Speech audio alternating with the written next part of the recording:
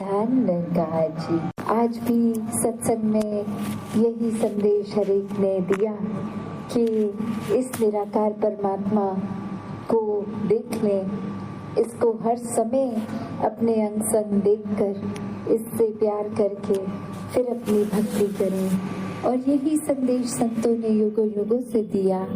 चाहे कोई भी धर्म ग्रंथ खोल के देखें, बात यही है कि कैसे अपने जीवन में मोक्ष मुक्ति की प्राप्ति सिर्फ और सिर्फ परमात्मा को जीवन में लाकर की जा सकती है।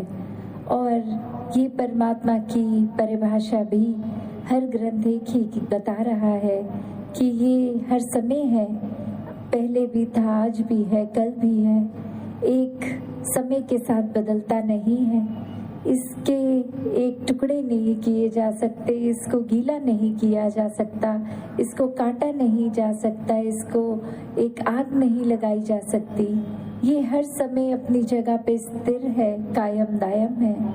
तो ऐसे परमात्मा को प्राप्त करना ये ब्रह्म ज्ञान द्वारा संभव है। और ये फिर जो आत्मा की बात की जाती है कि आत्मा और परमात्मा का मिलन, ये ब्रह्म ज्ञान द्वारा ही संभव है। ये आत्मा जो बेचैन इस मनुष्य के शरीर में है, इसी मनुष्य शरीर में इस परमात्मा को प्राप्त करने की ये पॉसिबिलिटी, संभवता है। और इसी में ये समय हमने कैसे काटना है, चाहे घर परिवार काम काज, ये हमें बहुत ही रिस्पॉन्सिबिलिटीज़ हमारे ऊपर हैं, ये कर्तव्य हैं, ये रोल्स हैं, उनको हमें त्यागना नहीं है। हमें एक घर परिवार में बैठ के ही भक्ति भी करनी है, कामकाज भी करने हैं। तो कैसे फिर ये संभव करें ये बैलेंस? तो बात वही कि जब परमात्मा को मन में बसा लेंगे तो बाकी काम भी बहुत सहजता से अपने आप ही हो जाएंगे। फिर वो स्ट्रेस का कारण नहीं बनेंगे, वो एक प्रेशर नहीं बनेगा। सिर्फ और सिर्फ कोई भी काम करते हुए अपने साथ ही ये परमात्मा को दिल में बसाएंगे तो हर समय भक्ति की जा सकती है। एक मन में प्यार बना कर रखना, एक स्वयं प्यार बनना फिर बहुत ही सिंपल हो जाता है, एक स्वाभाविक हो जाता है, एक नेचुरल कैरेक्टरिस्टिक बन जाता है। कैसे एक प्यार की जहाँ बात होती है तो वो सिर्फ प्यार है उनके प्रति नहीं जिनको जानते हैं। ये कोई भी हो, चाहे सामने अजनबी हो, कभी मिले भी नहीं या फिर किसी को कभी मिलेंगे भी नहीं, दुनिया के ऐसे कोने कोने में रहने वाले, उनके प्रति भी भाव आदर सत्कार प्यार का ही हो कि हर कोई अपना है। ये परमात्मा ने तो जब धरती बनाई तो कोई उस तरह फर्क नहीं किया।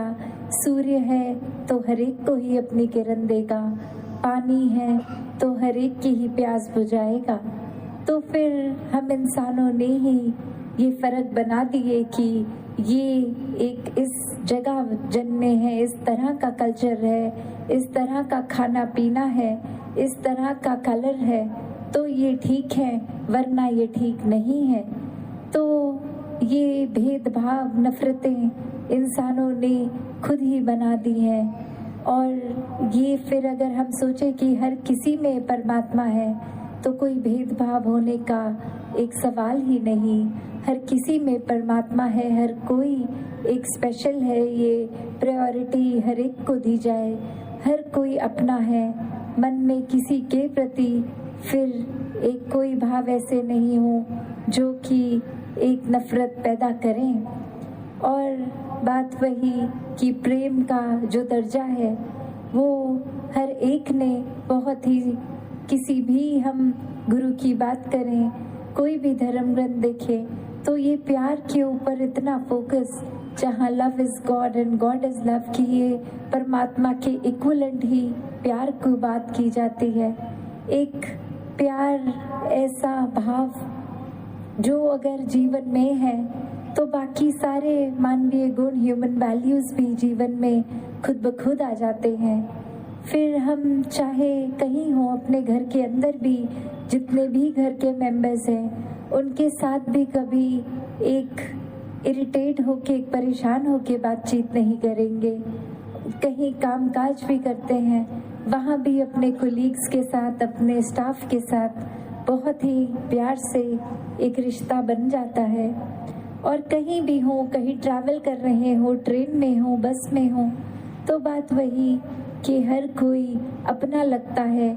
फिर एक नैरो माइंडेडनेस, एक तंग दिल, ये नहीं भाव आते, क्योंकि ये दिल इतने विशाल परमात्मा के साथ जुड़ गया है। तो फिर हमारा दिल, हमारी सोच भी ब्रॉड माइंडेड, विशाल हो गई है। तो कैसे फिर हर एक को अपनाने वाला अपनत्व का भाव, जब इस परमात्मा से मन एक हो गया, एकत्व, वननेस एस्टैब्लिश हो गया। और यही वननेस फिर ह्यूमन टू ह्यूमन, एक इंसान से दूसरे इंसान के दिल तक, ये प्यार के ब्रिजेस बनते हैं। फिर अपने मन में कोई दीवारें, ये ऊंची वॉल्स नहीं बनती कि हमने इसको बाहर कर दिया अपने दिल से। नहीं, एक दिल से दूसरे दिल तक का रास्ता खुलता है, और ये प्यार से, प्रेम से ही संभव है। फिर हर कोई जहाँ ये प्रेम के रास्ते पे है, तो वही प्रेम का रास्ता प्रेमा भक्ति भी है कि प्यार से इस परमात्मा के साथ हर पल जीवन जिया जाए। इस परमात्मा की रचना, पूरी क्रिएशन, ब्रह्मांड, संसार, इसके साथ भी फिर को एग्जिस्टेंस इतनी अच्छी हो जाती है, सुंदर हो जाती है। फिर इस परमात्मा के दिए हुए सभी इंसान या प्रकृति में कुछ भी है, वो वरदान की तरह यूज होता है। फिर हम धरती को गंदा नहीं करते, एक कचरा नहीं फैलाते, चाहे वो मन का कचरा हो या कोई अन्य पॉलिथीन इत्यादि गंदगी हो। फिर एक पानी जैसी शुद्ध चीज को भी एक संभाल कर लिया जाता है, उसकी यूजेज एक पॉजिटिवली होती है, वेस्टेज नहीं होती, एक सदुपयोग होता है। फिर वो सब साधनों का भी जो इस परमात्मा ने हमारे लिए बनाया है। तो कैसे एक एक चीज जहाँ इस संसार की हमारे लिए है, पर वो साधन, वो उपलब्धियाँ, वो डिग्रीज, वो कामयाबी अगर हम अपने मन में बसा लें, तो उससे ईगो आ जाता है, ये अहंकार हो जाता है कि हम कुछ हैं, हम बाकियों से ज़्यादा इम्पोर्टेंट हैं, हमने एक सर्टेन डेजिग्नेशन मिल गई है, तो फिर बाकी हमसे नीचे हैं।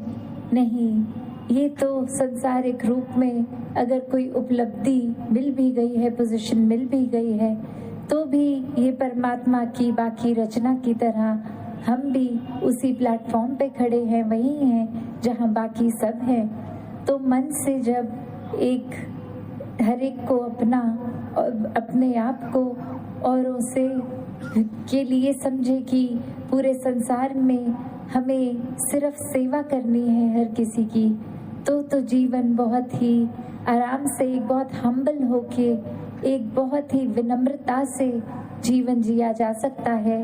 वरना ये अहंकार, ये ईगो इतना हावी हो जाता है कि फिर हमारी बॉडी लैंग्वेज में भी वो दिखेगा, हमारे वर्ड्स में भी वो कठोरता, एक शब्दों में एक प्यार की जगह एक ऐसे कड़वे बोल निकलेंगे जो किसी को भी सुनने में अच्छे नहीं लगेंगे। तो हर एक के पास हर समय वो चॉइस है कि अगर एग्जाम्पल कोई आके हमें कुछ उल्टा सीधा कोई गाली बोल के गया, तो हमने आगे से क्या करना है?